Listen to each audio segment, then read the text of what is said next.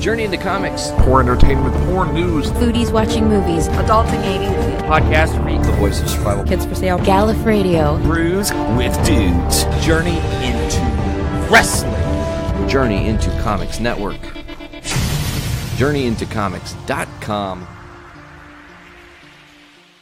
The following is a Journey into Comics. Journey into Comics. It's a Journey into Comics. Journey into Comics. Journey into Comics. Journey into Comics. Network. Production. What's up, ladies and gentlemen? It's the Podfather Nate here. You are listening to the Journey into Comics Network Best of the Week Highlights Show. This has got highlights from all shows across the network this week.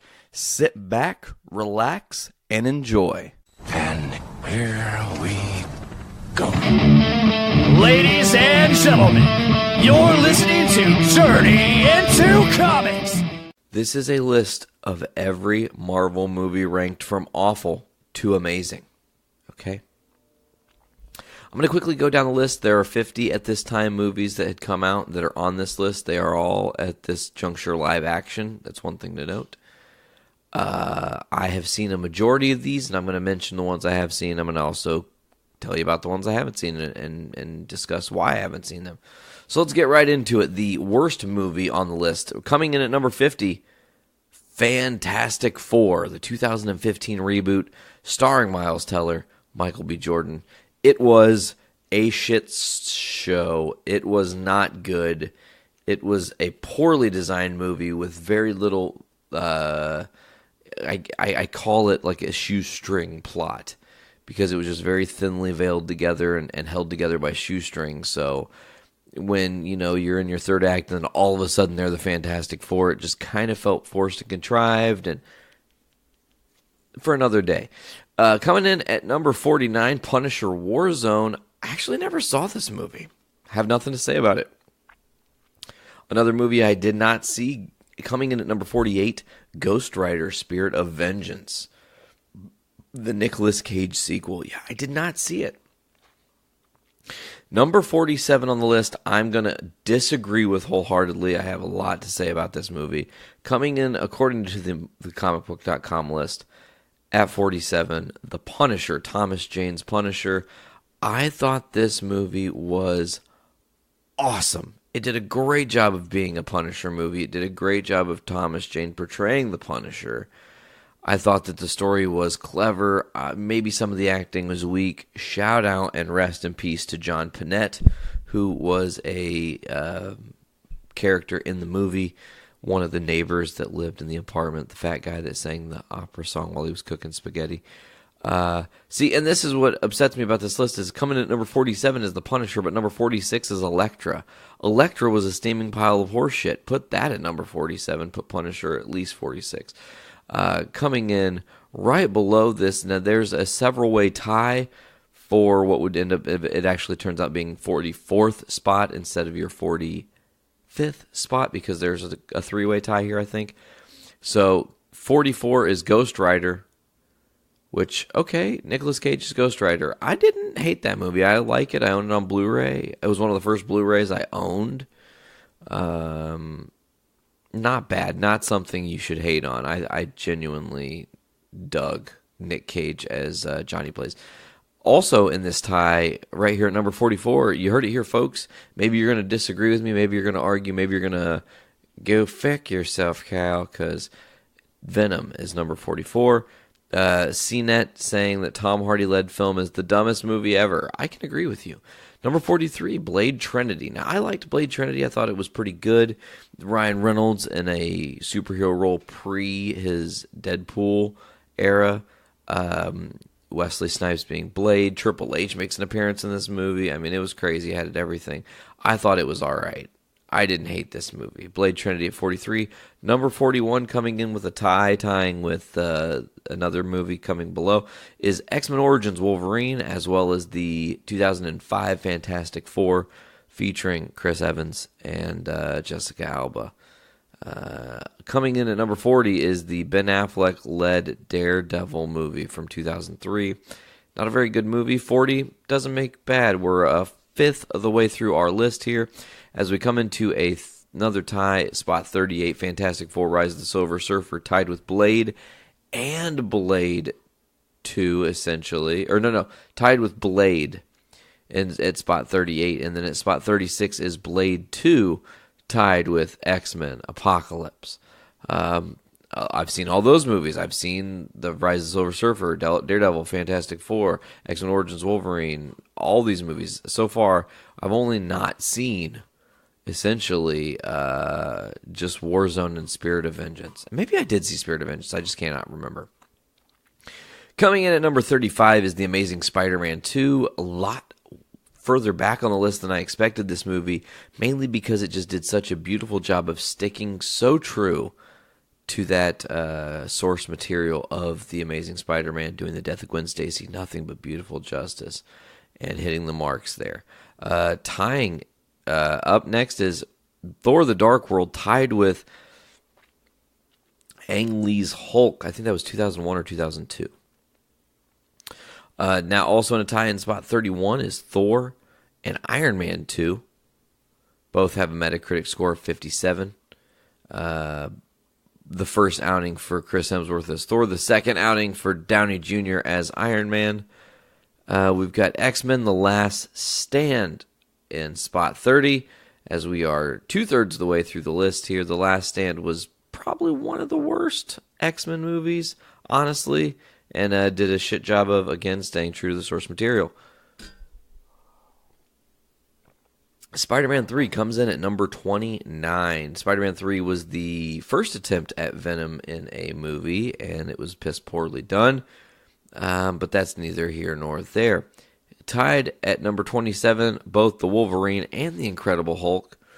Edward Norton, his one and done with the Marvel Universe. Not a bad movie. I quite enjoy The Incredible Hulk movie.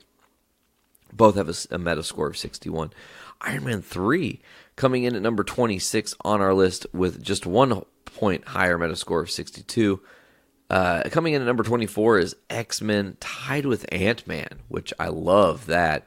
Ant-Man and X-Men kind of right up there. Two totally different kind of things, both kind of reinventing the wheel.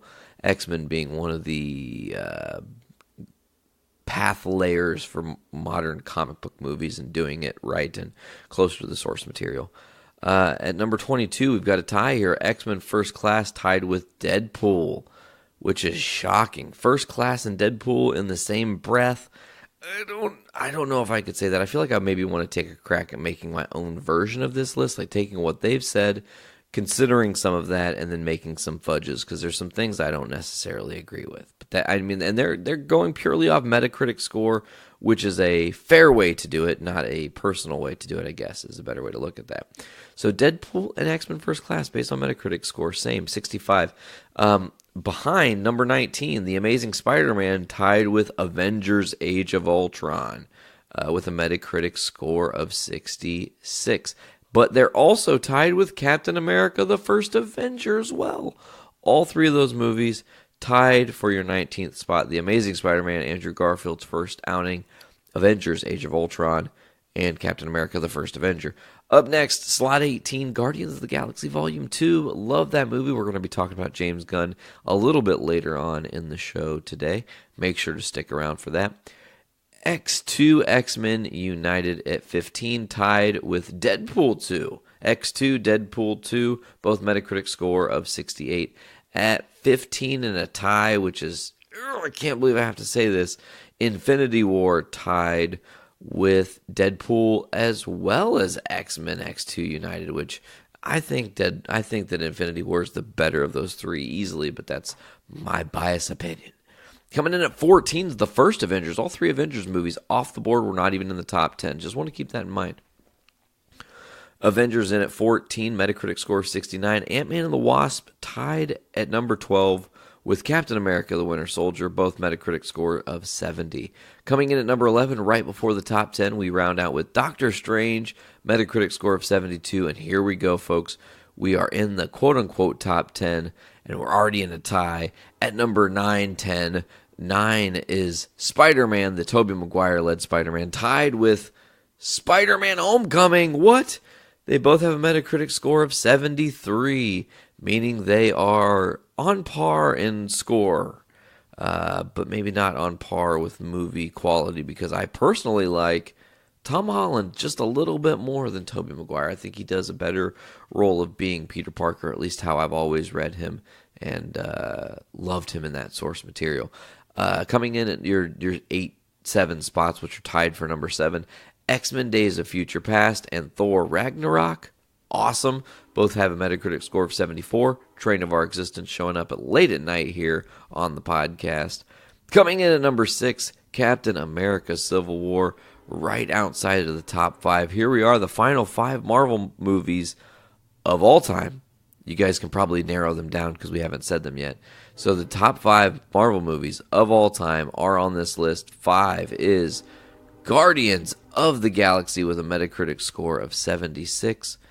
Obviously, James Gunn's first outing with our ragtag team did nothing but blow people's minds and set the bar even higher for the MCU.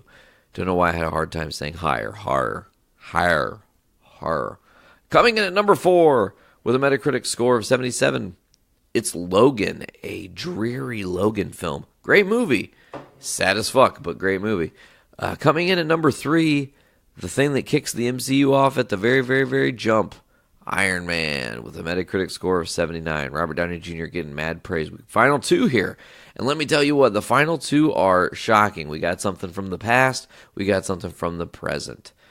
Coming in at number 2 with a Metacritic score of 83. Love, Death, Hope, and Hatred.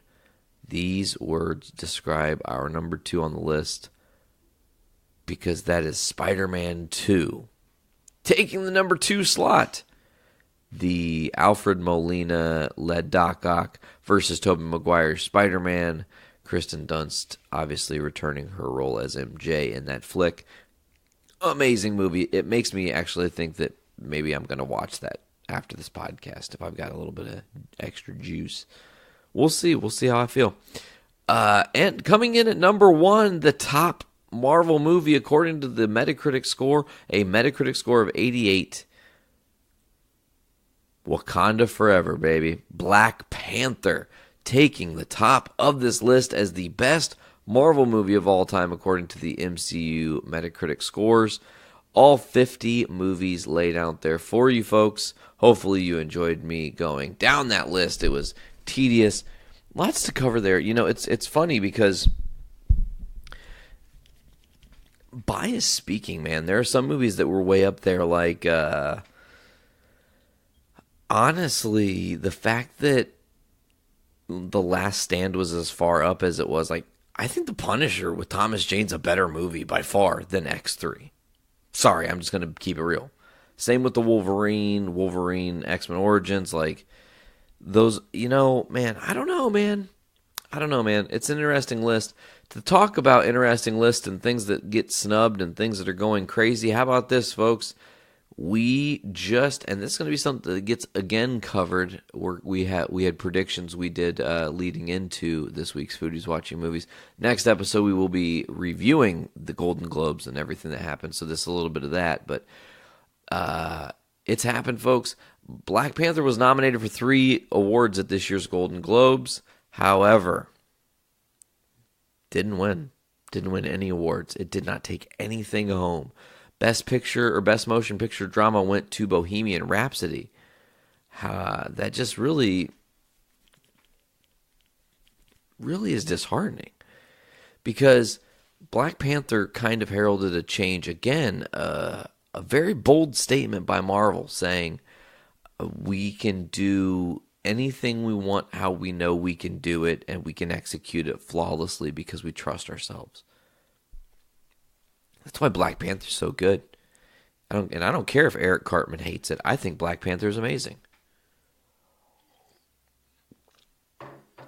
All right, folks. Well, so while Black Panther got the snub at the Golden Globes, another Marvel movie did not get a snub, and actually it got the best nod it could have gotten. As Spider-Man Into the Spider-Verse has shocked some people, winning the Best Motion Picture Animated at the Golden Globes. We're in an alternate universe where we win this, the producer joked, which was Phil Lord, accepting the award. He said, "Thank you to the people who voted for recognizing us, recognizing such an unusual movie. This is a ridiculous Look at all these people. Collaboration amongst many filmmakers, starting with our directors, Bob Peruschetti, Peter Ramsey, and Rodney Rothman. So, pretty awesome because Incredibles 2 is actually the odds-on favorite to take the trophy and did not win, which is shocking. Usually, when a Disney Animation Studios film gets nominated, it wins with Pixar. And only 2 years this has happened.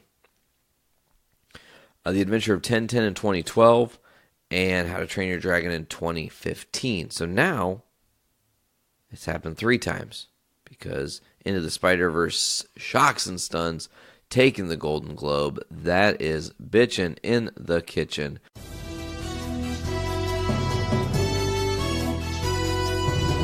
We interrupt the Journey into Comics Network feed for this late-breaking edition of Poor News, featuring Andrew Poor. With the shutdown, things get a little off the rails. I know I've covered it on the entertainment part of it, but this is about the only news I can talk about that's not shutdown related. And that is everyone's favorite pastime, and that is football. Yes, I'm talking about the American football, not the football for the European or the outside the U.S. set, which is basically soccer, football, as it will. But big thing that I saw, which was on Sunday, which was the Bears-Eagles game. I'm not the biggest football fan. I've gotten increasingly so in the past couple years. I started getting into fantasy football and all of that. So my interest has kind of picked up there, but it's still kind of a new experience for me. And I know if anyone was a Bears or an Eagles fan, Sunday's game was a bit interesting, to say the least. Obviously, I'm going to say this, and you can take it with 2 cents. Obviously, if your victory in a playoff game comes down to your kicker, you have not been playing a game worthy of the playoffs. So don't blame the kicker, blame the offense. They really should have stepped their game up and not relied on their kicker, who's had a so-so career so far, to clinch you the victory, because that's just too much pressure for one person who gets you a couple points. Definitely should have gotten a touchdown there. But like I said, the big thing was involving the Chicago Bears quarterback, or not Chicago, right? And he has some stuff to answer, but this is involving the Bears kicker, and that is Cody Parkey. And this is an article from ESPN, and really it's Bears kicker Cody Parkey has no answer for a missed field goal loss.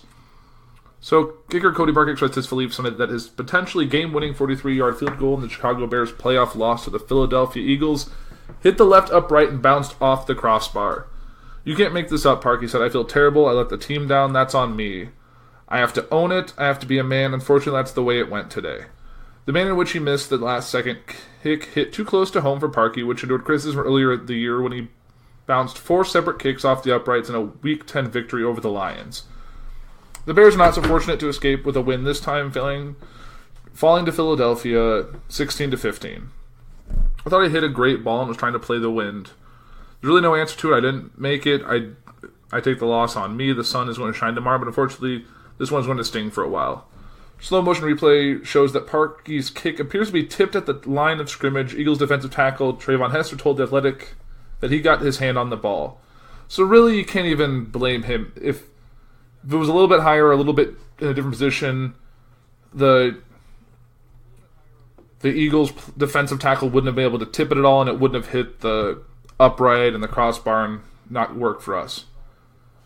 But Parkey did make his first 3 field goal attempts on Sunday. The veteran kicker had a trying first season in Chicago. The Bears signed Parkey, formerly of the Eagles, Browns, and Dolphins, to a 4-year deal in free agency that included $9 million in guaranteed money. But Parkey ended up missing 11 total kicks on the year, 8 field goals, 3 extra points. Parkey was named NFC Special Team Player of the week after his dreadful game versus the Lions, and he converted 13 of his past 14 field goal attempts prior to Sunday's late miss.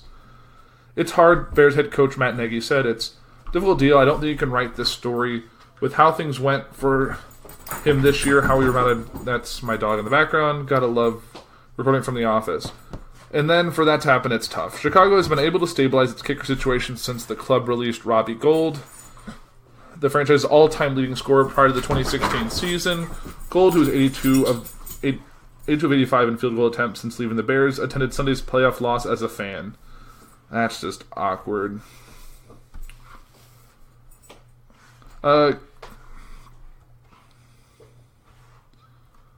it looks like they changed his, in a more recent article, they did change his miss to a block. Like I said, Trevon Hester of the Eagles did tip it, which caused it to go the way it went. So, really can't blame Parkey as much. It is unfortunate because they were just so close within seconds of getting it. But it is what it is with football. Sometimes all it takes is one slight miss to cause all this.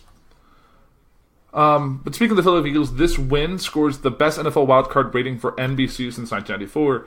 Obviously, we're talking about the TV viewing. Looking into the final minutes, like it may go into overtime and delay the start of the Golden Globes, last night's NFL wildcard playoff, or Sunday night as you listen to this, between the Philadelphia Eagles and the Chicago Bears was a solid winner for not just the current Super Bowl champions, but also the NFL and NBC. After a strong performance from Eagles quarterback Nick Foles, an often grinding game, and a failed potential game-winning 43-yard field goal in the final seconds from Bears kicker Cody Parker that bounced off both the upright and the crossbar, the visitors in the Windy City claimed a 16-15 victory. The victory puts more wind under the Eagles' wings for a possible Super Bowl return. It is a team that we also saw near Super Bowl numbers for the league and the Comcast-owned network on a weekend of football rating wins as the playoffs progress. Going into the first hour of Sunday's primetime and right up to the start of the Globes, the Eagles-Bears game drew a 22.9 out of 40 metered mark result. It marks the best any show on any network of any type has done since Super Bowl 52 in February. In fact, the Eagles-Bears battle had the best wildcard overnight rating for NBC since Bill Clinton was president, when the Denver Broncos took on the LA Raiders on January 9th, 1994. Well, very likely to change. Right now, the fast affiliates for the final hour of the game from 7 to 8 p.m. It had the game snaring an 11.2 out of 40, rating amongst 18 to 49 overall. Viewership for the tense back and forth hour reached an amazing 37.7 million people watching to see which team would move on. With leading numbers like that and the fact that Andy Samberg and Sandra Oh hosted Golden Globes is actually down from last year in metered market ratings, it's a huge blow for the award show. That is reinforced by the fact that the Eagles-Bears game peaked with a massive 27.6 out of 43 in the 7:45 to 8 p.m. time slot right before the Globes went live from the Beverly Hilton. Facing next to no serious competition, the expectation would be that the Globes would see a significant bounce from its programming predecessor as two big teams from major markets faced off. Decline or even staying flat in the case is a big loss for the Globes coming off the NFL results. Putting the results of the game in another point of view in a season that has seen an uptick in NFL numbers, last evening's game was up 12% in metered market ratings from the comparable New Orleans Saints Carolina Panthers game on Fox last year. We'll see final numbers for Sunday's game in the next day or two, but for now, check out touch on local market. So Philadelphia had 44.6 out of 66, Chicago 43.1 out of 68, New Orleans 34.5 out of 51, and so on and so forth. I don't know why my cat's attacking a window blind, but hey, what are you going to do? One thing that I noticed as not a great, like an active participant in football watching or spectating, as it will, is that this was actually, according to The Ringer, a referendum on modern coaching. All season, the story of the league has been play calling ingenuity that manifests itself in all four of this past weekend's playoff games, just not in the way we might have expected. The NFL's playoff field already serves as a useful way to identify which teams are the class of the league. This season, though, the wild card weekend games whittled the group down even further by illustrating an important league-wide trend. From the moment the Colts began their 12-7 beatdown of the Texans and through Sunday's 16-15 nail-biter in Chicago, this past weekend's results were a testament to the importance of creative, adaptive coaching. As teams with solid game plans and willingness to implement new ideas thrived, those that obstinately stuck to their guns flailed. The 2018 season exposed the growing gap between the league's best schemers and the rest of the pack. And the first set of postseason games made that even more evident. Let's start with the Colts and the staff that arguably did the best job in football this season. Saturday's clash with the Texans was the third meeting between these teams since late September. And with 2 games worth of film to work with, head coach Frank Reich and defense coordinator Matt Eberflus had a clear understanding of how this could most effectively attack Houston on both sides of the ball. On the Colts' first drive of the game, with Indy facing a 2nd and 10 at the Houston 44-yard line, Andrew Luck found T.Y. Hilton deep down the middle for a 38-yard gain, one that set up a short Eric Ebron touchdown to put the Colts up 7 early. The Texans' reliance on cover 2 concept makes them vulnerable to speed in the middle of the field, and few receivers are better equipped to take advantage of that than Hilton. Even with a busted ankle, Luck was brilliant throughout the first half, and his performance was only accentuated by a game plan that consistently took advantage of Houston's lack of athleticism on the back end. Zone defense played a key role for Eberflus as well. Well, in this case, the concept was used to his unit's advantage. Eberflus is more content to have his group sit on a soft zone coverage than just about any other coordinator in the league. And it worked near perfection against Deshaun Watson. Hughes had nothing available down the field, and it led to a slew of check downs and errant touch throws from a quarterback who carried the Texans for much of the season.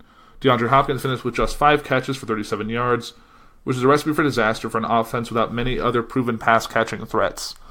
At every level, the Colts look like the team with an approach well-tailored to both their personnel and their opponent.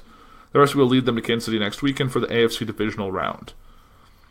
As great a job as the Colts did this weekend, the performance from the Seahawks coach was equally bad. Throughout the regular season, Seattle's run-heavy offensive approach produced some strong returns. Pete Carroll's team was the only group in the league that ran the ball on more than 50% of its plays. 52.4% exactly. And that, plus some occasional downfield brilliance from Russell Wilson, allowed the Seahawks' conservative philosophy to work for much of the year, but lost in a 10-6 campaign was just how difficult Seattle's scheme made life for its quarterback. A huge portion of the Seahawks' passing production came solely because Wilson can turn into a sorcerer on deep, tight window throws. Against Dallas on Saturday night, we saw how quickly the approach can go awry. It's not fair to say that Brian's Schottenheimer's play calling against the Cowboys is among the most madly stubborn displays in recent memory. Seattle's offensive approach throughout the game was fairly straightforward. After one of the team's running backs had rushed for a minimal gain on the first down, another run had been stuffed on second down. Wilson would drop back to pass, facing a third and long to do his best to fit a throw into a keyhole down the sideline. Every so often he dropped a gorgeous teardrop to Tyler Lockett or Doug Baldwin to advance the chains. But for the most part, the Seahawks struggled to generate consistent offense. Seattle converted just 2 of its 13 third downs and managed only 11 first downs on the day. If the Seahawks offense simply had no answer for a stout Cowboys defense, that would have been understandable. Dallas stonewalled Drew Brees and the Saints in Week 13 at a time when New Orleans was rolling every other defense in its path. What's all the more frustrating, though, is that the Seahawks did have answers. At one point in the third quarter, Wilson had thrown 16 passes and averaged 8.3 yards per attempt on those throws. At that same point, Seattle had recorded 21 non-quarterback running plays, which had gone for just 2.8 yards per carry. Subtract a 28-yard Rashad Penny run from early in the third quarter, and the number drops to 1.55 yards per rush. Sticking with a run early, run often play when your team can't crack 2.0 yards per carry and your quarterback is Russell Wilson and is nothing short of a coaching malpractice. And to make matters worse, seemingly every time the Seahawks utilized play action to take a shot downfield, they produced a big play. On back-to-back 1st and 10 situations early in the second quarter, Wilson uncorked play action throws to Ed Dixon and Tyler Lockett for gains of 26 and 40 yards, respectively. Wilson finished the game 9 of 10 on play action passes for 111 yards according to the Pro Football Focus. Yet instead of leaning on that strategy on early downs, Seattle continued to hammer away with the running game and saddled its superstar quarterback with overwhelming odds on third down. The Seahawks had the tools to combat Dallas defense on Saturday, but Schottenheimer refused to use them. That's the worst sort of coaching possible, an unceasing dedication to identity that's a direct contrast to what's best for your team. Malleability is a necessary trait for teams and coaches at this stage of the season. And that's what made the Chargers' strategy on Sunday so noteworthy. This year, most of the coaching that was lauded around the league was by newly minted offensive masterminds, but Chargers defensive coordinator Gus Bradley's game plan against Lamar Jackson and the Ravens was a stroke of defensive genius. As ESPN's Adam Schefter pointed out on Sunday, the Chargers used 7 defensive backs on 58 of their 59 defensive snaps against Baltimore. Previously this season, no team in the league had utilized 7 DBs on more than 17 plays in a game. Bradley clearly believed that the best way to combat Jackson's running ability was to flood the field with speed, and for much of the afternoon, he was right. The Chargers paired their safety-heavy approach with an expert game plan along the defensive line that matched stunts and shift alignments to various Ravens motions and formations. By packing 3 players on the interior of the line and emphasizing penetration, Bradley's front 4 was able to set up shop in the Baltimore backfield. It didn't hurt that the linebacker Melvin Ingram was the best player on the field. It's fitting that the Chargers earned the right to play the Patriots in the divisional round by deploying a previously unused defensive scheme. Bill Belichick has built his career by staying at least one step ahead of every other team, constantly evolving and shape-shifting the best fit his personnel and his best combat New England's opponent that week.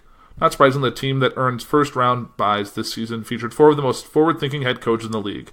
Andy Reid and Sean McVay have been paragons of innovation for the past few seasons. Sean Payton has long been one of the game's preeminent offensive minds, and after a win over the Bears on Sunday, Eagles coach Doug Peterson is making noise in the playoffs. The advantages that coaches provide went a long way to establish those teams as the best in the football this year. Now they'll be joined in the divisional round by the coaches who are most willing to take on a similarly open-minded approach. By the time the playoffs begin, it's tempting for coaches to believe that the formula that got them to the postseason is infallible.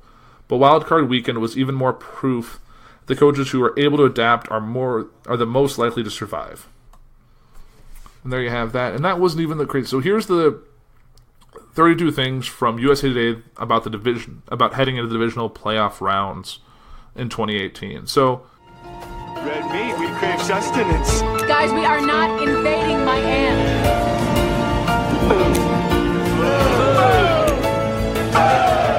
I had a rough night. I don't drink alcohol. I don't know, if you guys know that, but I don't typically drink alcohol just because it makes me sick and I don't really like it, So I decided, well, this is like a holiday, New Year's wedding celebration. I'm dressed up. I'm trying to feel better from being sick. I've been like recovering, I'm going to have a cocktail. So I had the holiday cocktail berry thing that you guys had created for it. And it was very good. It was really strong. So I needed something that wasn't super sweet. So I'm like, I'm just going to go to the bar because it's an open bar. I never drink. I'm just going to have a vodka lemonade. Why not? And so I'm like, just go easy on the vodka. And this dude poured like almost the whole cup of vodka and like a splash of lemonade. I was like, what the fuck? All right, I'll take it. I'm game, whatever. I'm grown up. I can do what I want. I'm 31. Damn it. I'm a grown up. Nate's driving. I want to drink the vodka. I'll drink the vodka. I'm fucking grown up, whatever. So I sat back down. We're having a great time. I decided to have another drink because I run out of my drink, and I'm feeling really good at this point, and all these appetizers are in, and I'm getting thirstier and thirstier from these burgers. I'm like, oh my God, I better get another drink. So I go over, I'm like, I'm going to need another one of those vodka lemonades. Easy on the vodka, please. And he did it again. And I was like, son of a bitch. All right, well, I'm at a wedding. I'm going to have fun tonight. Why not? I never do that. So I did it. I had 2 vodka lemonades and a berry punch. And I got super wasted in a classy, contained kind of way. I was just chilling. Classy wasted. Yeah. Feeling buzzed. I was feeling good. No one could tell from the outside. Great. I didn't think so. I We thought I know handled how to it contain it. very well. Yeah. I didn't fall down at all. I was wearing big shoes. Yeah. So then I... Wearing big shoes. One of your bridesmaids, I think it was your maid of honor, was like, let's do shots. And I'm like, oh, shit. So I'm already drinking a Chardonnay with my dinner, or a white wine with my dinner, which was delicious, by the way. So then I was like... She's like, you want to do a shot with us? And everyone's like, no. I'm like, yeah, I looked do. at you and I'm like, no. Nobody said anything. So I'm like, okay, let's do go. it. Why so not? here's I got to really quick back this up. In the moment, It's like it's slow-mo. a lose-lose. Okay, she's having a good time whiling out. If I am the party pooper and I'm like, hey, you probably shouldn't do This that. will be mad at you the gonna rest of the day. So and then it brings the vibe down. Oh, you're killing my buzz, ass, like all this stuff. But Oh, you then don't also, know if hold that on. would have happened. I could have been like, oh, you're probably right. Thanks. I told you you you don't probably shouldn't do that. And you're like, oh, no, it's fine. Did That's you? when the no I don't remember. commenced. So then on the other side, They like could be I said, saying anything right now, and I'll be like, I don't remember the that. other side of the lose-lose is that if I don't say anything, which I didn't, continue your story. Well, I went over and I had a shot with the bridesmaids and you guys, and it was super fun. Whatever. I was like, Woo. also I saw the film, I'm like, is Veronica back there? Veronica! Hi, I got my shot. Yeah. He's like, hey, what are you doing here? They get you. I was like, hey, they pulled me in. I'm doing it. Whatever. Yay. She was our shot representative. Yeah, I took one for the team. Yeah. And then I went back to my table and I was like, I looked at her. I'm like, we probably need to go now. I need to go home. And I was like, all right. Yeah. Everything okay? You're like, we need to go home now. I felt was the like, tides a turning. As soon as I got back from I saw that the shot, look. I looked at her. I was like, It was the dairy. Yeah, she just kind of like. dairy. No, but it was probably the dairy liquor hitting your system. It was the fact that I had drank 2 vodkas, a glass of white wine, a shot of whatever the fuck we were drinking. Mixed liquors. And Was it a slippery nipple or something? Yes. Like that? It was that, Yeah. yeah. Mixed liquors will Behind the mess with your scenes, your bridesmaid or your maid of honor trying to figure out if it was a buttery nipple or a slippery nipple was the funniest Buttery fucking nipple? conversation. Oh my God. At the table, like, we should all go do a buttery nipple, and everyone's like, what? And then I'm not sure who said it. Somebody's like, I think it's a slippery nipple. And she's like, is it that or buttery nipple? I can't remember. Slippery buttery nipple. It's just like the behind the scenes of that was really hysterical to me. There's like a butterscotch shot or like there's some butter shots or butter rum or whatever they call it. It's called butter shots. Yeah. Yeah. So maybe that's what she was thinking of. But it was like maybe she Buttery just blended nipple. the two together. it's a very different thing altogether. Yeah, she's interesting. Okay, so the shot put me over the edge, and we had to go home. It was a lovely night. Did you make it? How far did you make it before? Well, we got in the car. Not far. We were driving. Just past the gas station. I have no idea. It was No just concept. All I know is that I got really sick in the car. I was violently fucking ill. Yeah. It was a horrible night, and I was sick all night. And I will never drink like that ever again because I'm a grown up and I know better. But you regret nothing because it was I regret a fun nothing. time. I regret nothing. You threw up all those good appetizers. Yeah, they were even better coming back the second time. That's how fucking good it was. I'll put that on Yelp. No, Yelp. I threw up from alcohol. Still tasted good. Yeah. Didn't totally wreck my car with stench. It smelled really good. It's like beef brisket. Slightly. Got home, got in the shower, got into bed, woke up. I didn't throw up the next day, so that was good. Yeah, and I kind of feel like I'm still recovering from it. I think I might have poisoned myself a little. Yeah, and I'll never do it again. That's always good. Yeah. So, from your guys' perspective, Harden the Paint, how much drinking did you take on at your wedding? Not as much as listed. So much drinking. Time out. I have to self-interject because we forgot like the star of the show, and it's because I'm the only one at the table between the three. Maybe, but the three of us, I was the only one that had the delicious dessert. I had one bite of it, and I was like, I'm gonna throw up. Yeah, I better not do it. Your guys' decision to do the flambe donut was out of sight. That looked so fucking incredible. No, I think it was like we're like, well, we can do a traditional wedding cake, but like some people just don't like wedding cake. Like some people are just not big cake people. We're like, I'm not. I am one of them. Let's make it. Sarah doesn't like cake. I like pie, and we can't have a wedding pie, so it's just. Well, I bet you'll be pleased to know that I am currently baking a pie right now. Oh dang! Nice. And it's got 11 minutes left, so I'm gonna have to pop out. We're gonna have it on the podcast live. That's amazing. Yeah, or after, whatever. It's gonna need to cool. Some damn good pie. I hope so. Damn good pie. To go with their damn fine coffee. Yeah. But some coffee in this. Yeah, I'm really glad we decided to do the mixed berry pie. Made it a show because like as soon as they announced it, people just disappeared to like that line. We're like, we're getting some. Mm-hmm. Oh yeah, this night split one. Yeah. I wish I could have had one. I wish I wouldn't have drank so much so I could have enjoyed it. It's okay. There was also alcohol in the the donut. In the donut. I wish I could have had two. Hardy. Oh, they were gone. Been there long enough to have had a second one because. Yeah. I wish I could have taken the first one. I was like, "Oh my god, it's so good! But we have to go. I can't really sit and savor this, you know." Huh? Yeah. I said I wish that I would have thought to bring a to-go box, and then I could drunkenly sneak into the kitchen and there was no time. We had pizza to go at the end of the night. Yeah, and they had to-go boxes. A little big triangle box you take some nice pizza home with. Yes. Not the same pizza, but still some pizza. I cannot give. So some people can get a little grease coat, sober up a little bit, get into their car, and go. Yeah, I want to have a party just so we can have that catering. Yeah, totally. They're worth every penny. Yes, I absolutely agree. It was like I said off air, and I want to just reiterate it here. It was the most delicious wedding I've ever tasted. Awesome, like hands down. Everything the main course what was it it wasn't steak it was steak it was sirloin? A sirloin yeah it was the chicken the chicken was just the chicken stack everything was just because you guys had the dairy free-ish meal so yours was slightly different than some of the other people's but it was still pretty much everything was you probably didn't have the breading.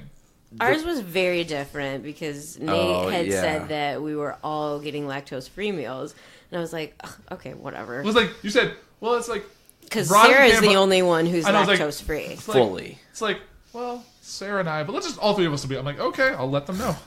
Yeah. Why would you do that? Because I didn't know it was going to make that big of a difference. Because I just thought they would just never been to a formal wedding. Correct. I had no idea. Yeah, Guess what? what? Know any better. That potato pancake on the bottom was. Guess what we learned? What? That I can't make the decisions on food anymore. She has to. I'm there you not go. Yeah, you're not allowed. Not allowed. Yeah. Whoever gets married. But it didn't matter because I was full from appetizers and totally drunk. Yeah. if I would have had any more on my plate, I probably would have thrown up the next day as well. Yeah, it's all good. We only got to have half of ours the day because we had to go mingle and talk to people and things. It's hard to eat on your wedding day. So that's why they sent us home with some. So our lunch, was our Sunday lunch. Yeah. Sunday lunch was the meal again and leftovers. That's great. Just as good leftovers, by the way. Yeah. I bet. So lucky. you can get this catering 3 different ways, whether it's reverse eating it, or having it as leftovers. Reverse eating. Yeah, I just wanted to do that to reverse make it a little reminds me of less. that South Park.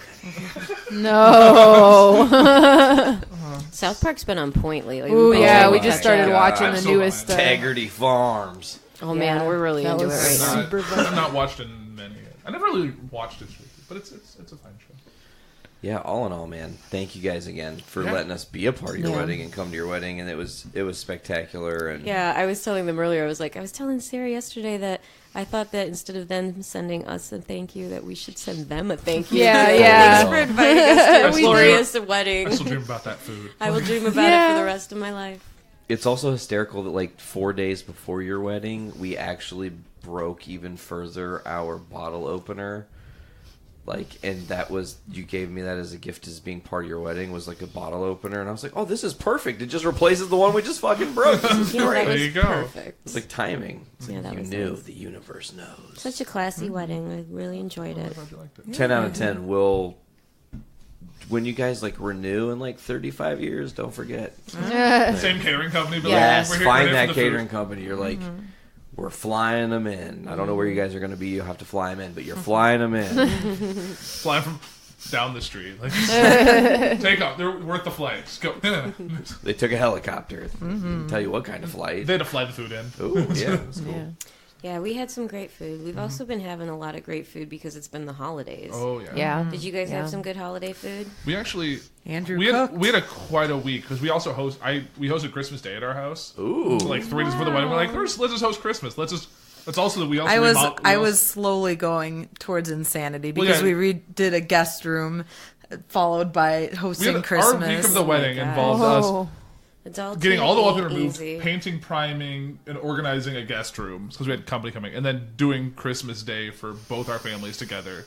We went a little crazy. Liz was like, "I can pull it." Like we now found out if we can pull it off in that kind of time. Everything else going on, we can do it whenever. So there were no Clark Griswold moments? Not really. No. No? Well, that's great. Yeah. So I did this really.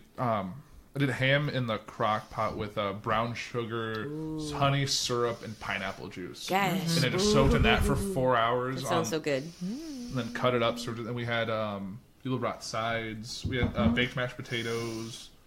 We had a salad. Peas and sneeze. Peas and Well, sneeze. I call it peas and sneeze because Liz it's is- peas and carrots with like little onion in it, so it kind of looks like boogers. So I used to call it peas and sneeze. That's what when she was really little. That's what she called it, and God. she's kept it since then. That's But hilarious. it was all good. Everyone loved the food. Make sure that, like, if you ever have to gift somebody a recipe card someday, because grown-ups do that, make sure that's the one that you give them.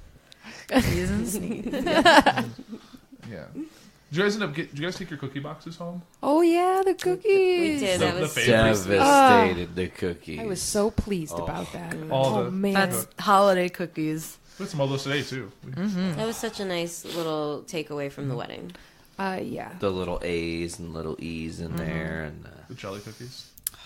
Those were good. the cherry cookie, Yeah. the cherry topped dark chocolate cookie was. My chocolate kiss ones got a little melty, but they were so good.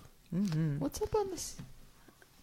That's, Oh, Stink bug. it is in fact a bug of stinking. It's Sorry, been so y'all. I don't have warm. my. Yeah, I don't have my glasses He on. just fell. I just. no, He he's on his just back. fell to his. No, fell- still He's alive. still there. He's on his back. He's got to flip. There, he's over now. Okay. The cat get him.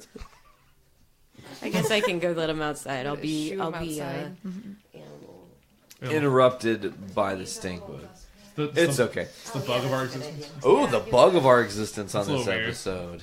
It's okay. It's a good excuse to maybe get pie. So, that's coming in 5 minutes. We're getting there soon. But I will You guys say, are so nice to bugs. yeah, we try not to kill things unless we absolutely have Oh, to. I smash. Yeah, Hulk smash. Ah. Yeah. Liz hates flies, so when it's fly season, Liz is on the warpath. flies, Some of like- our cats were also fly catchers. Flies can fucking die. Like, I hate flies. But Love the like bugs. spiders, keep spiders because they're gonna like Kill the bugs. kill the bugs. Okay, there's not spiders in our basement. It's fine. Mm-hmm. That's why Liz doesn't go down there.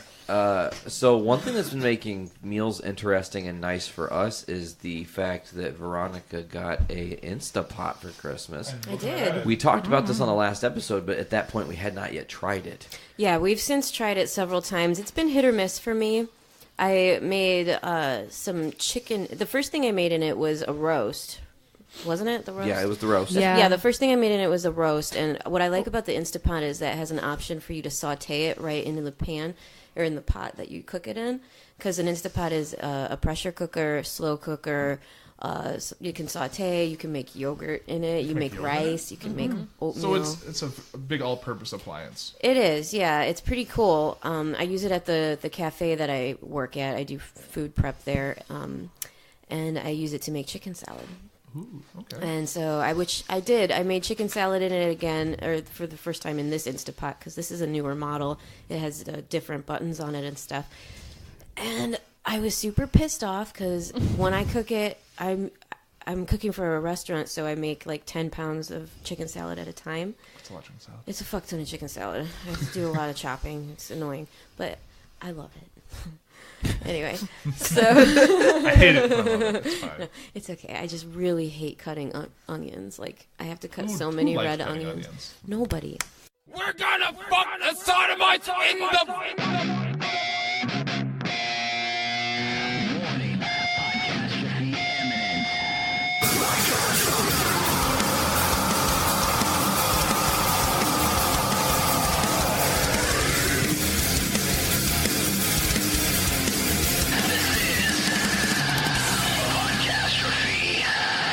So today we are reviewing the 1996 classic. 1994. What? That was 19. Oh, I thought it was 96. Nope. Unless that's Cruise Control. That's probably Cruise Control. That was probably Cruise Control. The very audacious sequel, if you will. So we're reviewing the 1994 classic Speed. It won 2 Academy Awards. Did you know that? No, I didn't. How? By being the best. If you're not first, you're last. That's right. Second place is just the first loser. So yeah. I'm looking at this. I'm looking at some info about it, and it says it was a surprise, critical, and commercial success. And right below that, it says it had a critically panned sequel, Speed 2: Cruise Control. But that was actually 97, not 96. Oh, damn! I was still wrong. It took them a full 3 years to make a really, really shitty sequel. That's amazing. That's absolutely amazing. It was probably in development for 3 years, or for like 2 years, and then like the last 6 months, they're like, "Yeah, let's throw this movie together." And then Keanu jumped out at the last minute, like, "No, I'm not doing this, guys. Now this thing is ready to explode." I see what you did there. Oh shit! That's amazing. So Keanu Reeves, Sandra Bullock, and Jeff Daniels. Yeah, I know Marvel does a really good job about integrating their different superheroes into the other movies, and I thought it was interesting that they chose not to put any superheroes in either one of these movies. Yeah. Like the movie's called Speed, and they don't even have Quicksilver. No. There's nobody going really fast at all. It was nothing above 60 miles an hour. No, definitely not. 55. Oh, 55. 55. Can't go above 50. He can't go 55. Sweaty Teddy, laying it down for years. So which one is your favorite? I'm gonna have to go with the first one. Cruise Control was a little. I don't even remember. A little too tame. I watched it one time. I didn't even know the sequel existed. So until 45 seconds ago. Obviously, the original is my favorite. Yeah, I watched it one time. Speed, however, I watched many times in my childhood. I love Speed so much. Not the drug. I wonder where this falls in the timeline of all these other Marvel movies. I recorded Speed like 6 months ago on my DVR, and I watched it, and I didn't delete it. So it's there anytime that I want to just bust Speed out. Because I always like to keep a backlog of Speed myself. Yeah, I heard. So you collect Speed? I do. I'm a Speed collector. I read believe it or not, a Vice article about Speed, and this guy was trying to amass the largest collection of Speed on VHS. That is. Yeah. So I thought, you know what? What the hell? I'm gonna try to go collect as many of these bitches as I can, because who the fuck's gonna come to Indiana first of all? Mm-hmm. So I've kind of got a grip on the Indiana speed market, so to speak. But my ultimate plan is I want a final battle to commence between me and the speed demon. You know? You're just like, he's like, I got them all, and you're just like, hey now. No. You have to go through me. What are you willing? When you're addicted to speed, you need someone to take your speed away so you can break away from the demons. So we're gonna see how this all plays out. Thunderdome. So like when this guy comes, you're gonna be like, what are you gonna do for me? I'm thinking I want like a LARP battle on like a long 4x4 that's over a pit of either Jello or mud or KY. Why not on a bus going 55 miles an hour? Oh man, that's probably the best way to deal with it. The only way, really. Do you think we could get Sandra Bullock to come? Get Keanu Reeves to come and make an appearance. And they're just sitting in the back of the bus, just like, as why long the as fuck Keanu are we Reeves here? has his John Wick hair. Oh yeah, he's got to have those long locks. And be like, this is the worst thing since Speed 2. Now I know why I didn't do the fucking sequel. This is even worse. Sequel to the sequel. So, yeah, that was... This is Fool's Week. It's starting to dawn on me that maybe perhaps this is not actually... Speed is not part of the Marvel Cinematic Universe. I don't think it is. But it just so happens that this is Fool's Week. Does that mean John Wick's not a part of the Marvel Cinematic Universe? No, but it should be. Yeah, we kind of talked about that a little bit. We need a Punisher versus John Wick movie. I would be all for that, 100%. With John Bernthal as the Punisher, of course. Yes, of course. That'd be money. You could do a whole trilogy about that, and it would still be better than the Hobbit trilogy, you know? Come on, man. I like the Hobbit trilogy. Me too. I like the Hobbit book. Well, yeah, duh. The books are better than the movie. What I really enjoyed about, without tangenting too far... We're doing it already. We are. We haven't even got into the real topic, and we're already tangenting. That's okay. That's what we do. What I really enjoyed about the Hobbit movies was they included so much back stuff that wasn't in the book. Like they included so much extra stuff that you weren't expecting. Like they included stuff that didn't actually even happen. Especially with the special edition releases. You know, the extended cuts. I have all of those. Yeah, they did. Normally I get pissed off when I buy like a movie collection and then 6 months later, then they release an extended cut. Oh yes, because it's like fuck, I don't want to buy these again. That's where I've been at lately with Marvel, because I've started trying to go in and watch the ones I haven't seen yet. I'm like, they're gonna put out a big fucking box set any time now, and you know that fucker's gonna be like $400. But right now I've only got. Like, I think I got the Iron Mans. Okay. I got the first Avenger, and I bought Winter Soldier, but I don't have that many yet. So it's like, okay, if I just don't buy them, then I won't feel that bad when I go to get the box. For The Hobbit, like, I purposely waited to buy it, and it took like a year for the extended edition to come out after. I think because I already had The Hobbit extended, and then Desolation of Smaug came out, so I waited an extra year for the extended cut to come out. For the Battle of Five Armies? And that too. I waited an extra year for that. Oh, okay. One. Both of them, the extended didn't come out until like a year. Yeah, the only one that I own is the original release of The Hobbit. So when it finally comes down in price, I'll buy the triple pack of the extended cut. Because it's still like $95. Yeah, I need to get the Lord of the Rings extended cuts. I got those. The big, beautiful set. I got it Black Friday for like $50, I think. Hell yeah. I need to look out for that because I have... Not the extended cuts, just the like 2-disc combo packs of the original trilogy on DVD, and they're not very good quality anyway. I remember just a couple months ago we finally smashed through all the extended cuts, because when I got it, I initially just watched Return of the King, because I wanted to see the scene with old boy coming out on his demon horse. I was like, I really want that shit. Right. But I finally watched it through a couple months ago, and it was good. It was great. You could definitely tell, too. Like, I was like, I don't remember that being part of it, because it wasn't, motherfucker. That's right. There was so much extra stuff. I remember the last time I tried watching all the extended cuts was probably about 7 years ago, and we tried to run a marathon. We started at like 8 o'clock at night, maybe 7. You gotta start early morning, man. Well, we started at 7 or 8. I left about 4 a.m. and they were still there until 10 a.m. You missed a whole movie. Yeah. Yeah, you did. One whole movie. I think I ditched about mid 2 Towers because I couldn't do it. I still had to drive back to Lafayette. I was in Delphi. That sucks. Yeah. Return of the King, though. That fucking movie. Hell yeah. I'm a big fan of the first one myself. They were all fantastic. Yes. I'm not about to rank. Put my 2 cents. Yeah. No ranking. They're all fucking awesome. What sucks the most, maybe perhaps before we get too far deep into this, what's so sad is that like with the extended cuts for the Lord of the Rings, it wasn't like deleted scenes. It was they went back and specifically shot the extra scenes to add to the story. Wow. Whereas I don't know about the extended cuts with The Hobbit, but there is the most heartbreaking documentary about how much. What was his name? Peter Jackson. How much it tore him apart because he hated it, and they just shoved it down his throat. Like, we have to get it done this year, and they didn't let him do what he wanted because he got brought in so late because it was supposed to be Del Toro that was doing it. Right. Yeah.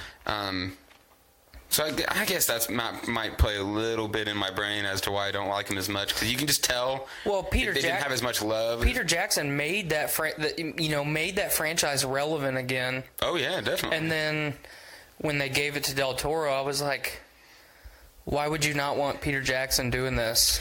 He didn't want to. I know, but that's what I'm saying. Like, why would you not do everything in your power to convince Peter Jackson to do this? And then your guy doesn't want to do it, so why don't you just put it on the back burner and wait a little bit? You know what I mean? So got to get those disappointing sales. Yeah, I love Peter Jackson and I love Del Toro too, but that's my 2 cents. Yeah. All right, now that we have completely confused the shit out of everybody, what are we reviewing today? Is it Speed? Is it Lord of the Rings? Is it The Hobbit? None of the above. As I was saying, though, it's Fool's Week, so we couldn't not fuck with people. That's right. And we're Podcastrophe, so yeah, of course. We have no structure. You guys got a review of Speed. You guys got a review of Lord of the Rings and The Hobbit. Regular and extended. You've already got reviews of 7 movies. 8 if you include Speed 2. All in 10 minutes. All in 10 minutes. We are awesome. But no, today we are actually here to review Doctor Strange. The Doctor. How do you feel about it? You're a doctor. Yeah? How do you feel about it? How do I feel about it? It was good. Agreed. I thought it was better than good. Okay. Because going into it, much like I did with The Hobbit, I'm glad that you brought The Hobbit up, because when I saw that Benedict Cumberbatch, Benadryl Cabbage Patch, Cumbersnatch, Fiddle Snatch. That used to be like one of my favorite memes, was all the misspellings of Benedict Cumberbatch. But when he was cast as Smaug initially, I was not very enthusiastic, because I'm not a Doctor Who guy. I've just Was he on Doctor Who? Yeah, he was a doctor. Whoa, he looks like he would be a doctor. He was also Sherlock Holmes. But not a Doctor Who fan. I'm not either, but I know enough. Anyway. Oh, was he the Sherlock? Yes, Dr. he Holmes? was Sherlock. Okay. But I loved him as Khan. I thought he did a fantastic job as Khan. Yes. But I was not super enthusiastic about him playing Smaug. And then when I saw the first Hobbit movie and then the second one, it just, every line that he had as Smaug got better and better. And it's like, I don't want to see anything else in this movie but Smaug. More Smaug. More Smaug. We didn't get enough Smaug. No, we didn't. Smogless. However, we did get a lot of Stephen Strange. Yes, we did. A whole lot. Not to be confused with Brandon of Journey into Comics' friendship with Strange from 93.5. That's correct. Hey, this is Strange. What are you doing at my house at 3 o'clock in the morning? Nick, you look so confused. I'm a little confused.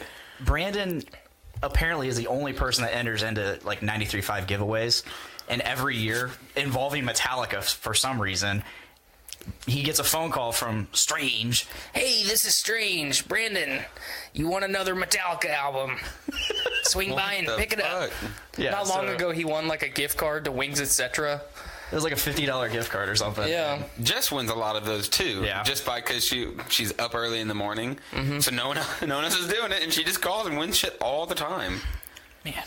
But so when I saw that, because up until like the announcement for Doctor Strange, you know, there were so many different actors being thrown around for who was going to play Stephen Strange, and he was the one that was being talked about the most. And I was like, I'm not feeling it. See, I didn't know anything about Doctor Strange beforehand, so I'm not a like super knowledgeable about Doctor Strange, but I know enough to be a fan of the character. And I wasn't feeling it. And then when I saw the movie, I didn't say a word the entire movie. I was just mesmerized because he did that fucking good of a job. Oh yeah, it was fantastic. The more I think about it, the more I did really, really like it. Yeah, the opening sequence where he's just Dr. Stephen Strange. A fucking complete dickhead. Yes.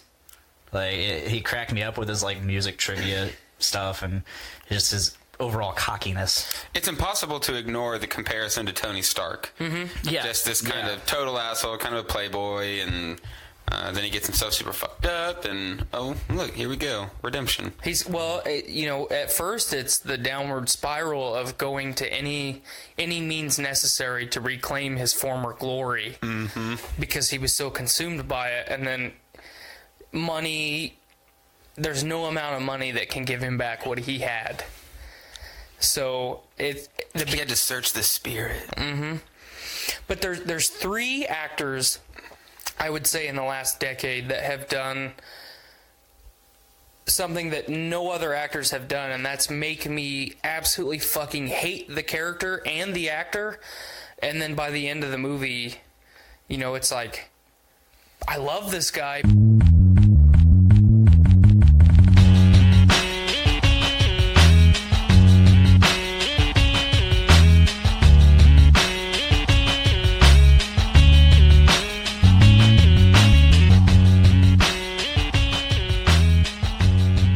Yeah, it's my season finale, so I wanted to start the episode off just by saying thank you to anybody who's hung in there and stayed with me for my first 17 episodes. I know this was a bumpy ride for a first season.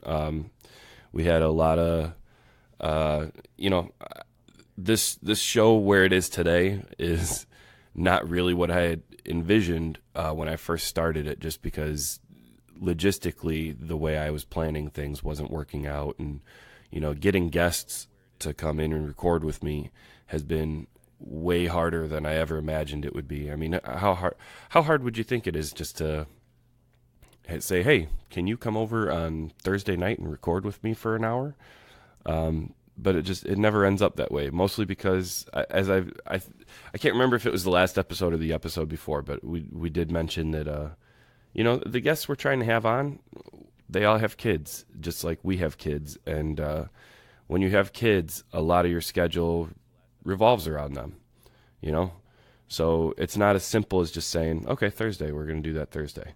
It's more like, well, my week, Thursdays are good. Your week, Tuesdays are good. What can we do that works for both of us, And it's difficult. It's hard to do. And if you're listening to this, you're most likely a parent yourself, and you already understand the difficulty in that. The kids' schedules always come first. As we've spent many episodes discussing soccer schedules and baseball schedules and football schedules, and now we're into basketball schedules and dance classes and preschool, daycare. Mark's in second grade, so grade school. It's just always revolving around their schedules, which is something that, as a parent, you have to accept. It's not about you anymore. You made these little people, and you gotta do right by them now. That's a weird way to start this podcast. I don't know where I was going with that. My point was, though, that I wanted to have more guests. I was hoping for a guest at every episode. I was hoping for things would work where me and Ashley could even record every week. but that got harder and harder as we went along, which is why she's no longer like the permanent co-host on this show. You know, she jumps in when she can, but you know,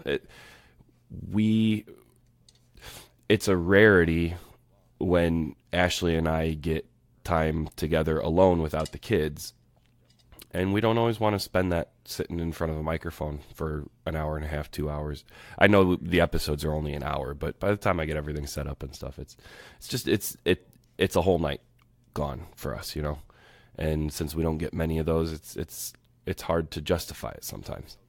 God, I'm like apologizing for all this stuff, and that's not what my point was. My point was where I am today on this show is not what I had expected. So the fact that you guys stuck in there with me, if you're still listening to this, I appreciate it. I appreciate you hanging in there. And my promise to you is that so I'm going to take a season off to work on my new show, which if you pay attention to the Journey into Comics Network, you'll see that I teased a new show that will be starting in a couple of weeks, where me and my buddy Larry are going to talk about music. It's called Crucial Tunes. You know, shameless self-promotion on my own podcast. Anyway, so I will be doing Crucial Tunes for the next season.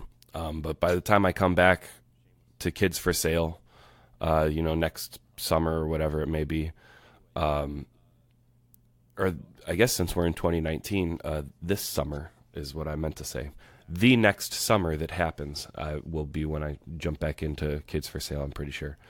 But by the time I get back, I will hopefully be a lot more organized. I'll have the social media shit down, because I've been promising you that for weeks and weeks and weeks, and I haven't gotten down to it. Maybe even I'll find a new co-host by then, and I'll be able to work something out with them. Who knows? Who knows? Who knows what the future may hold? But that's my plan for you, is to be way better structured by next season. I'm still very new to this, which I'm sure is pretty obvious every time you sit down and listen to me. But I hope I'm getting better. I don't know. Am I?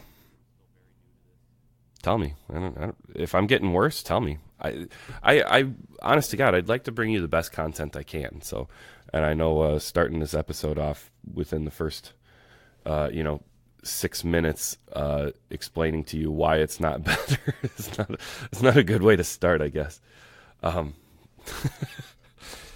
But anyway, so season 17 is at an end. We've talked about a lot of stuff this season. We've talked about sports schedules. We've talked about, the obnoxious parents on the sports teams. That was like episode 1, I think, the baseball thing. We've talked about, my mom came on episode, what was that, 10 or 11? And we talked about embarrassing stories from my past, which so I really would like to have my mom back on again. I know we mentioned that before, because my mom is a notorious cheapskate, and she's proud of it. It's something she's proud of. I'm not saying that to be mean. She enjoys the fact that she is frugal, and she's very good at it. So I think a great idea for an episode, which I was hoping to have done this season, but we saw where that went. We saw where that ended up. I was hoping to have her on for an episode of like money saving tips, just because, having kids is not cheap. So the cheaper you can make it, the better sometimes. Actually, you know what? While we're on the subject of saving money, we've been on a tight budget just through the holidays and stuff, because we've been spending all our money on Christmas stuff, and Santa had to buy presents and all that good stuff. So something that, like a consequence that I should have foreseen, but I didn't for some reason, of spending all that money on presents and stuff, was like, it got harder and harder to stock our kitchen cabinets. Like we were a lot of times like scraping through the cabinets to find meals. And so we found a few ways to like stretch our pennies as far as like feeding the kids and feeding ourselves went. And I'll tell you what, so you're gonna find out really quick. I didn't have a plan for this episode. I'm just gonna kind of recap the whole season, and if stuff pops into my head, that's what we're gonna go with. There's no plan for this episode, just because I don't know. I didn't have a guest. I didn't have a co-host. It's just me. I'm not good at these just me episodes, so that's my plan. I'm going to recap the season, and I'm just going to throw little things out here and there that I think of. So, yes, back to money-saving stuff. I feel like this is an obvious thing that almost every parent knows, but when you're trying to budget or you're saving money for something, your best friends for feeding your kids are hot dogs, macaroni and cheese, or my kids, it's not even so much macaroni and cheese, it's just pasta. Like we buy the tricolored rotini, we buy the spaghetti, we buy the angel hair, we buy whatever, and then they just like smother it in Parmesan cheese, which for any of you health nut parents out there, yeah, it's not a very nutritious meal, but you know what? They'll eat the shit out of it. They'll eat a ton of it. My son, Mark, at this point I can just call him Mark. I don't think I need to say my son. Mark, his favorite meal is just noodles and Parmesan cheese. That's been his favorite meal since he was like 4 years old, thanks to Aunt Betsy, who was a guest on a previous episode. He went over to her house one time, and she introduced him to Parmesan cheese, and now everything is smothered in Parmesan cheese. But his favorite is just noodles with cheese. But here's, they can't just eat that, obviously. Oh, excuse me, I got a stuffy nose too, I'm sorry. So you gotta give them, you gotta get apples or applesauce or fruit cups are pretty cheap sometimes. Or canned fruit is cheap. Bags of frozen vegetables are cheap. Shit, you guys know all this already, right? If you're a parent, you know all this already. You should. It's obvious, right? But here's stuff that like we've done to stretch our ingredients. So you got a bag of hot dogs, and you got a box of macaroni and cheese. You cut up the hot dogs into the macaroni and cheese. Am I telling you anything you don't know already? It's like an exotic new meal for the kids. That, wow, look at that. And there's hot dogs in the mac and cheese. I think it's disgusting. I think it's terrible. I don't like hot dogs that much to begin with. I only like the beef hot dogs because I'm a snob like that. But I don't know. I feel like I'm giving you guys nothing here. But am I helping anybody? Does anybody not know about hot dogs and mac and cheese? You gotta, right? Actually, we made mac and cheese last night for dinner just because today was payday. But yesterday we were broke and we were down to our last couple things in the cabinets, which is what made me think of this. So I made a box of mac and cheese, and I personally don't like the powdered cheese mac and cheese, so I made myself a box of shells and cheese. Lucky for me, the kids don't like the shells and cheese with the liquid cheese. They like the powdered cheese. So I get the good stuff, they get the crappy stuff, and we're all happy. So I made mac and cheese, and we had a can of corn. I heated up the can of corn, and Ashley mixed the corn in with her mac and cheese. Said that was something she always did when she was a kid. I have never heard of that. But she seemed to like enjoy the thought of it. Like it was a nostalgic thing for her. Although she did say that it wasn't as good last night as she remembered it being when she was a kid. But I mean, that's something she remembered fondly as a kid was the sweet corn in her mac and cheese. So boom, there's an idea. It's something, and the corn ups the nutrition value of the mac and cheese. So man, it's two birds with one stone, you know. Totino's pizzas are another one that was real popular when I was broke. You can buy those things for like $1 a piece, and the pizza is, it's junk pizza. You guys know Totino's pizza, right? The party pizzas. They used to be like little round pizzas, and then like somewhere along the line they decided, well, this is going to be better if they're square. So now they're square pizzas, which I still don't understand. But yeah, you can get them like 10 for 10 at the grocery store on sale a lot. You know, it's very often that they throw the Totinos on sale like 10 for 10. And they're filling, you know. I can usually down a whole one myself, but for $1, it's a meal, you know. It's again, here's the thing, it's nothing cheap is nutritious. It's just they don't go together. So if you're budgeting and trying to save money on your food budget, it's not going to be healthy meals, and you have to be willing to accept that. But Totino's pizzas are a good cheap one. I don't know. I lost my train of thought already. It's too early for this shit. So this, I'm not feeling as bad as I did the last episode. If you listen to the last episode, it was a fucking mess, just because I had a migraine the night before and I barely slept, and I was recording on like 2 hours of sleep. Well, I was supposed to record this episode last night, but I got another migraine. But it did not prevent me from sleeping as much as it did the week previous. So I'm not feeling as bad as I did on the last episode, but I'm not feeling great today. So I apologize if I rambled today, but it should just hang in there. It's not going to be as bad as last week, I promise. Unless it already is it? I don't know. I ask you guys all these random questions, and I'll tell you right now, nobody has ever answered me. Nobody.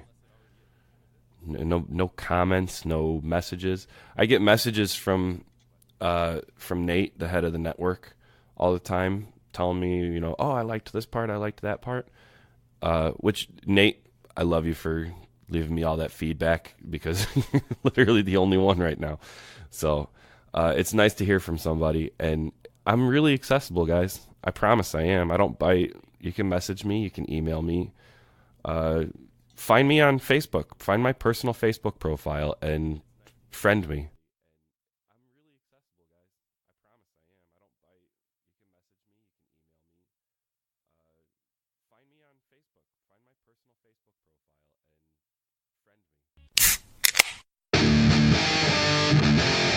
It's time for Brews with Dudes.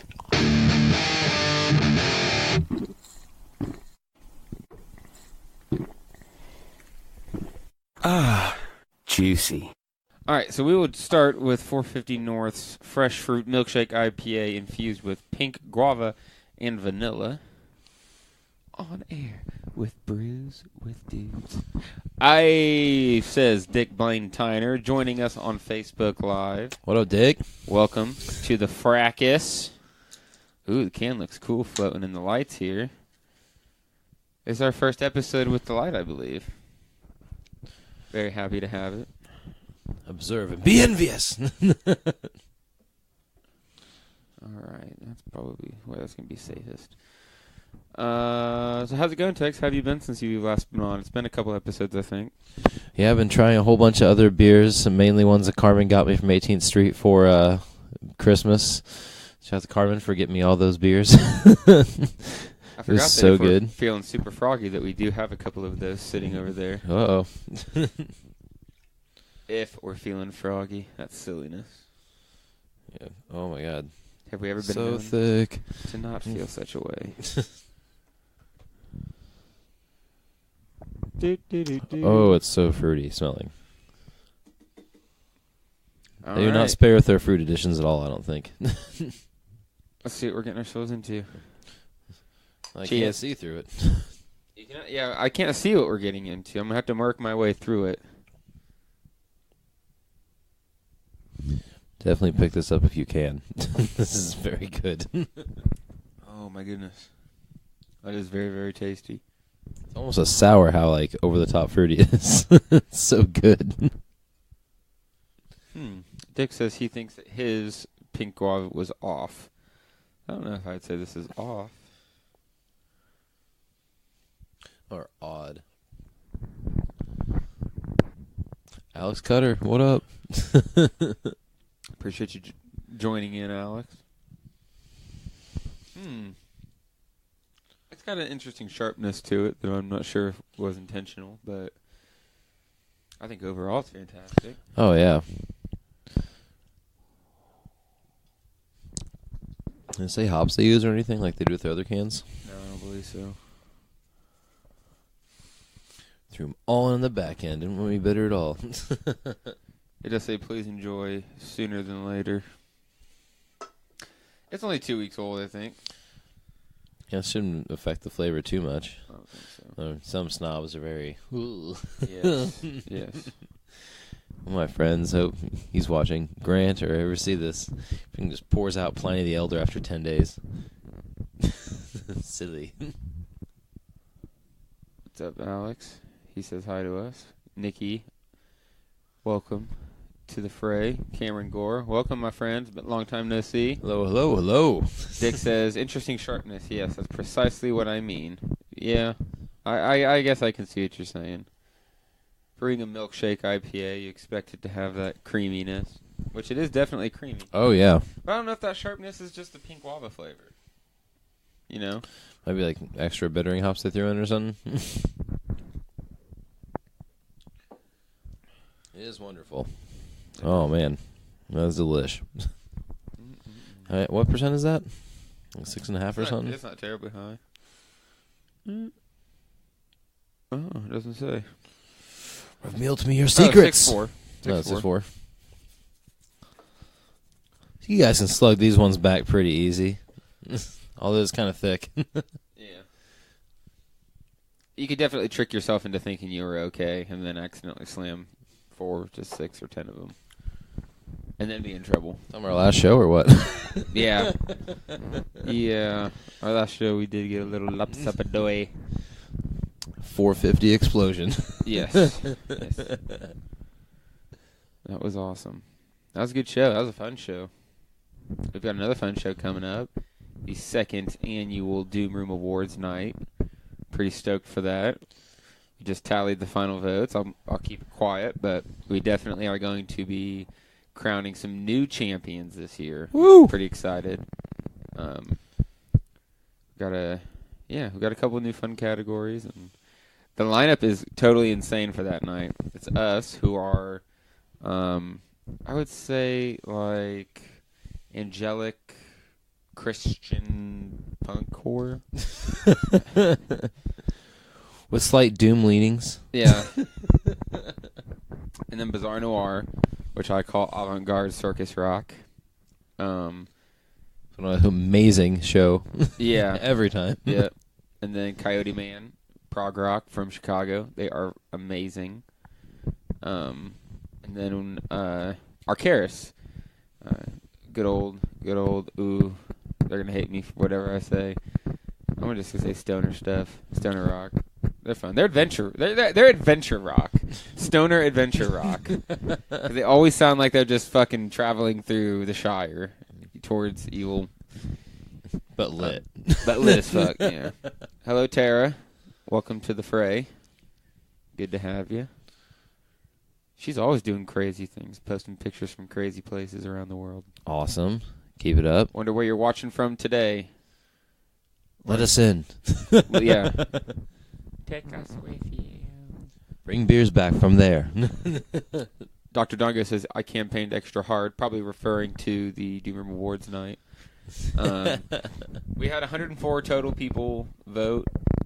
Most categories had around 70 votes per, so pretty exciting. What else we got going on? We're making moves on the Brews and Bowling Festival.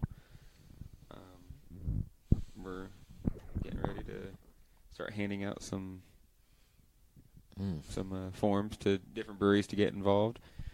We were aiming for 30 breweries, but we've got a huge list, so we're hoping that at least some of them want to get involved. We're going to bowl.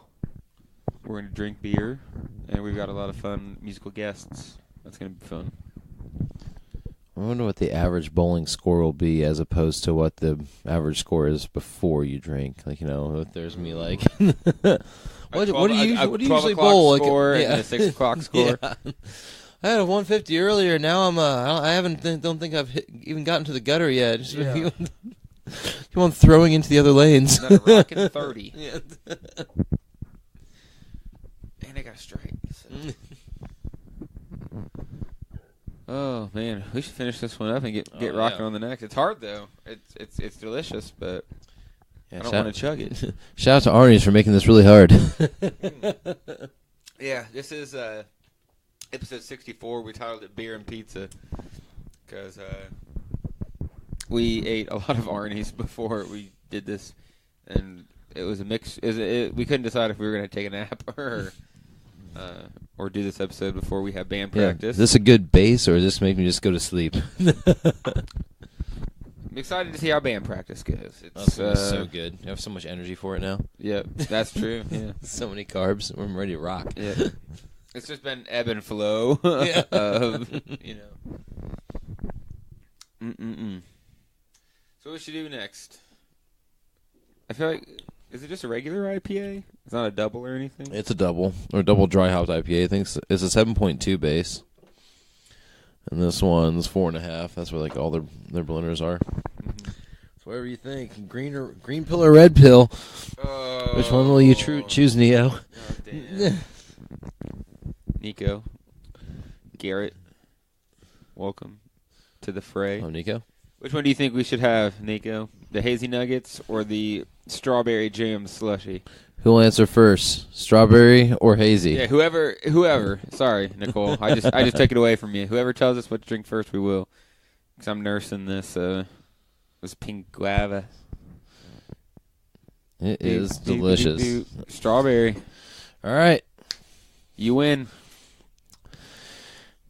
So let me done. Taken by those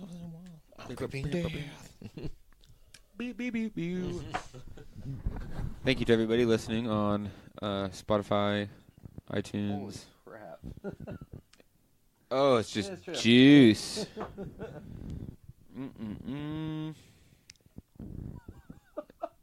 Oh, the sludge.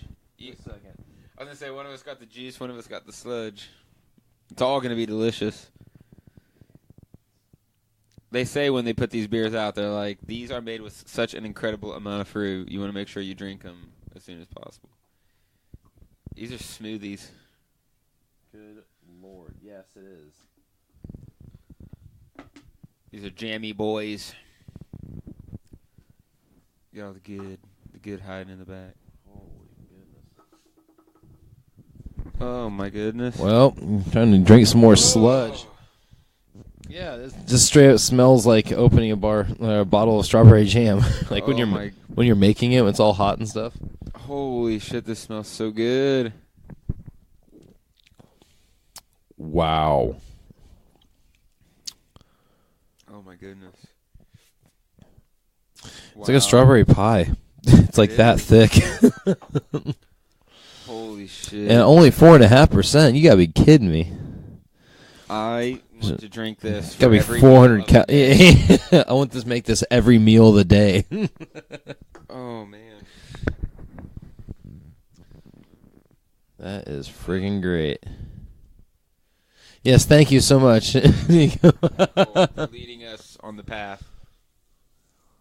There can only be one. Just kidding, we're going to have both. Oh, yes. That aroma, says Dr. Dongo. Agreed, Dr. Dongo. Sweet Lord. This is insane. I could smash through it, but I want to enjoy it.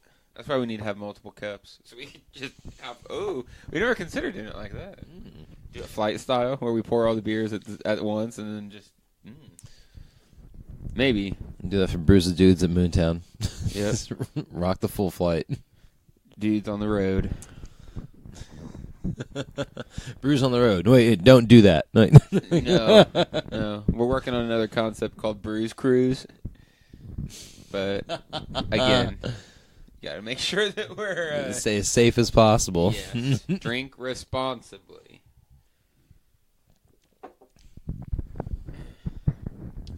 This is definitely one of the better beers that they've made. I think it's hardly. It doesn't taste like beer. It just tastes like a delicious. Just strawberry pie filling.